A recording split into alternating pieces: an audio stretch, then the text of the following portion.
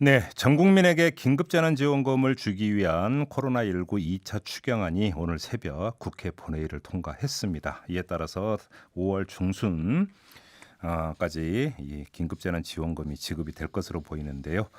자, 지금부터 차례로 두 분 연결해서 관련 이야기 한번 나눠보도록 하겠습니다. 자, 먼저 국회 예결위원장을 맡고 있는 미래통합당의 김재원 의원부터 연결합니다. 의원님 나와 계시죠? 네, 안녕하세요. 네, 안녕하세요. 아유, 목소리가 많이 피곤하신 것 같습니다. 네, 예, 어제 늦게까지 있었습니다. 그러게요. 아무튼 근데 이제 그 의원님 같은 경우는 이 심사 과정에서 전 국민에게 긴급재난지원금을 주는 거에 대해서 이제 계속 문제 제기를 해오셨던 주인공이시기도 한데요. 그래서 그러니까 더 궁금합니다. 이 총평 어떤 말씀 주시겠습니까? 전 국민에게 재난지원금을 주는 것 자체를 반대했다기보다는요, 네, 당초 정부에서 이제 소득 하위 70%에 해당되는 국민들에게 음, 재난지원금을 지급하는 것으로 예산을 편성을 했는데, 네, 이 여당에서 그것을 전 국민 모두에게 재난지원금을 주라고 하면서 음흠.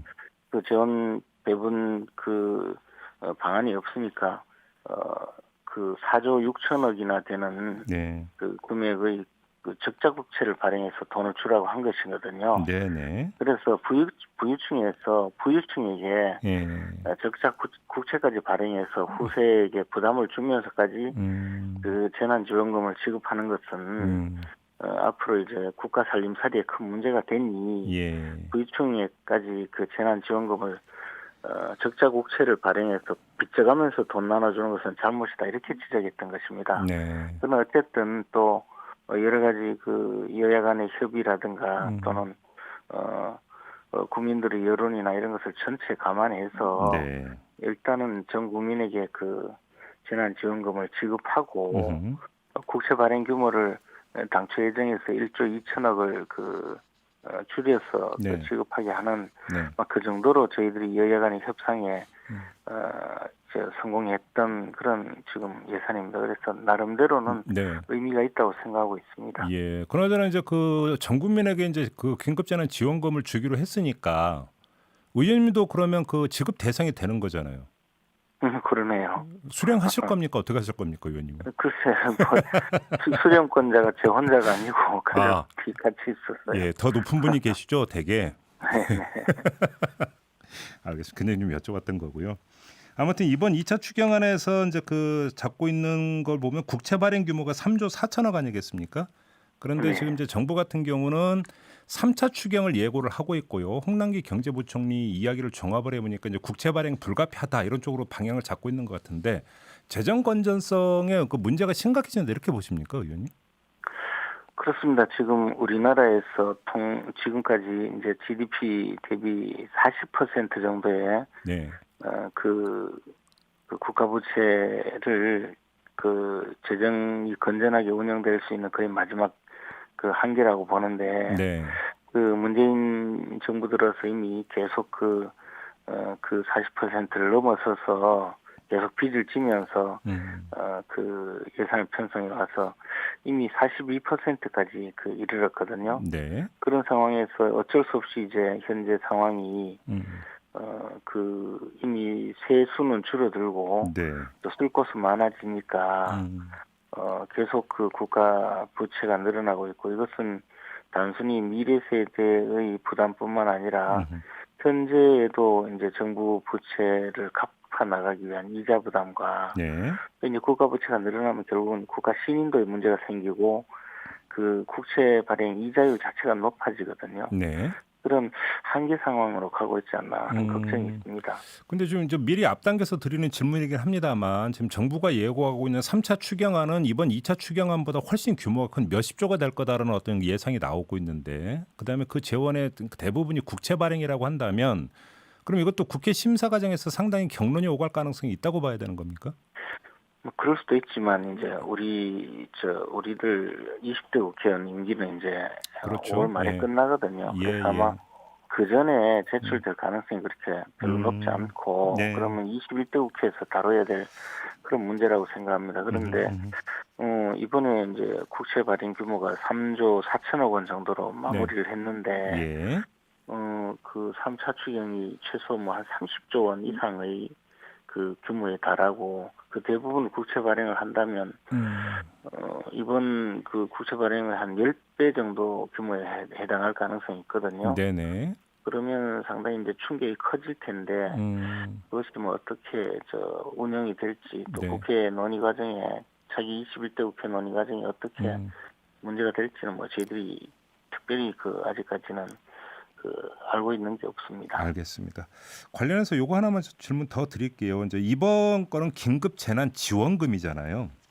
이거 말고 이재명 경기지사 같은 경우는 이제부터는 기본소득을 제도화하는 방안에 대해서 사회적 논의가 필요하다 이렇게 주장을 했는데요. 어떻게 받아들이세요? 아니 이제 경기도에서 도에서 나눠준 것은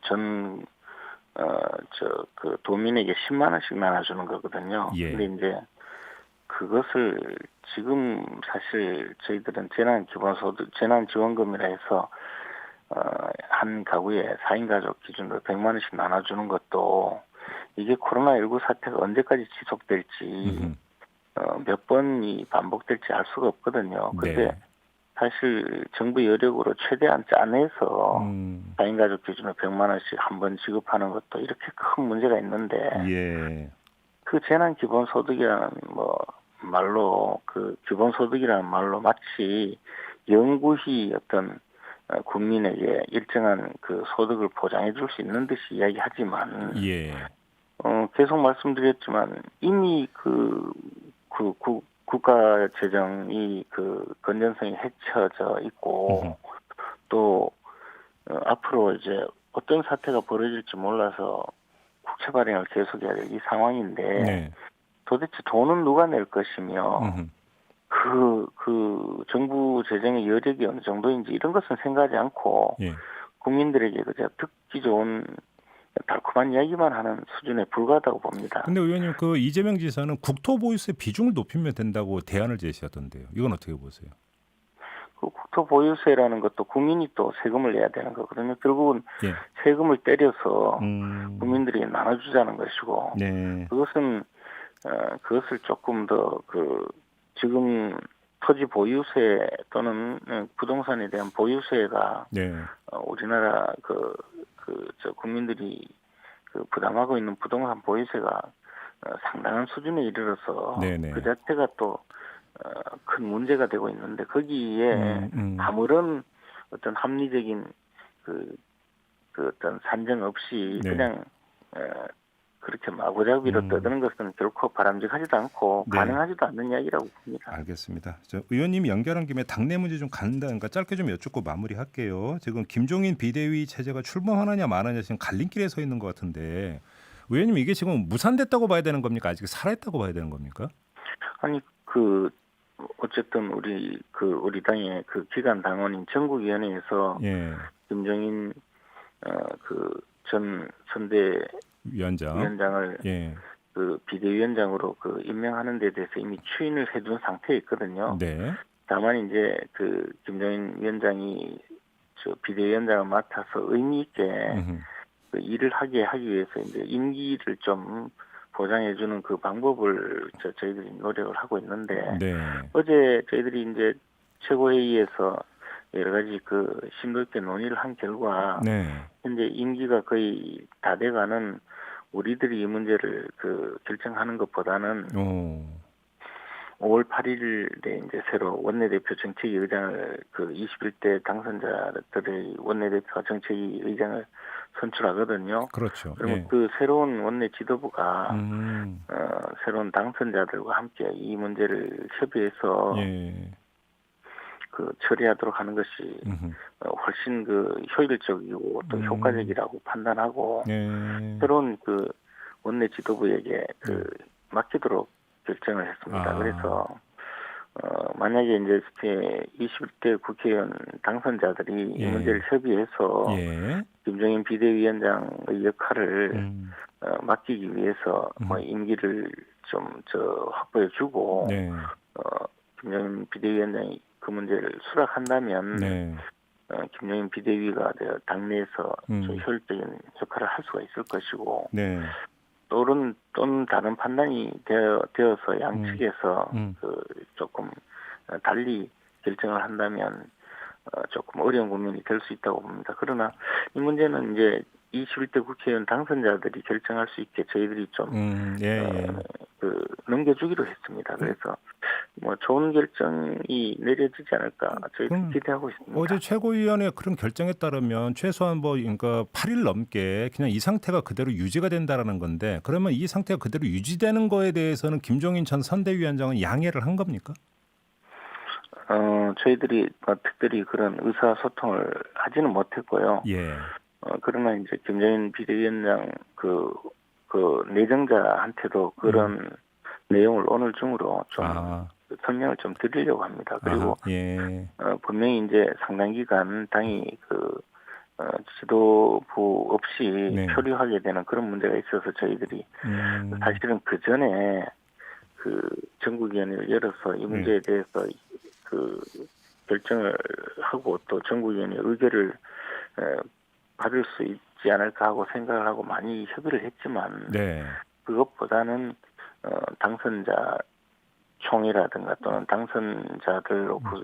당선자들이 선출한 새로운 원내 지도부가 이 문제를 처리하게 하는 것이 더 효율적이고 효과적이라는 그런 판단에 이르렀습니다. 결국 하나만 확인할게요, 의원님. 어제 낮에 나왔던 이야기에 따르면 어제 열렸던 조폐위원 회의에서 그러니까 5월 6일에 상임 전국위원회를 재소집을 해서 8월 31일까지 전당대회를 개최한다는 그 조항을 삭제하는 것을 재상정하려고 했다라고 했었는데 이게 안 된 거잖아요. 그러면 최고위원 다수가 5월 6일 상임 전국위 안에 대해서는 반대를 했던 겁니까?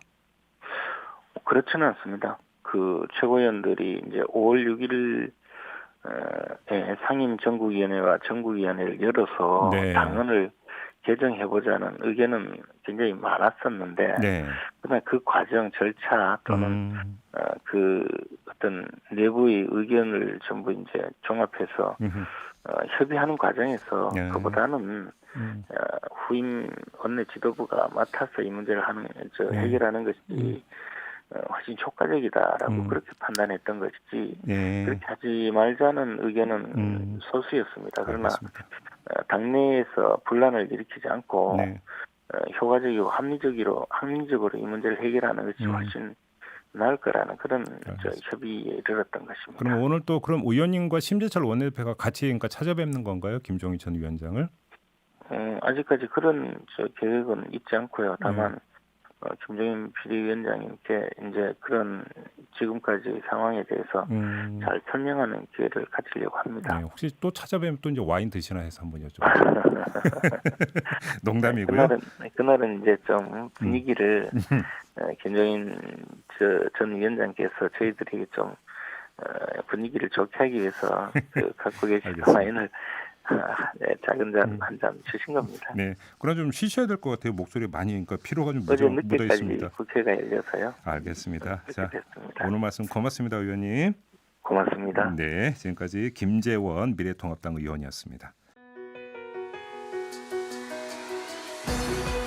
이슈의 핵심을 꿰뚫는 예리한 시선, 믿고 듣는 진품 시사, 김종배 시선 집중.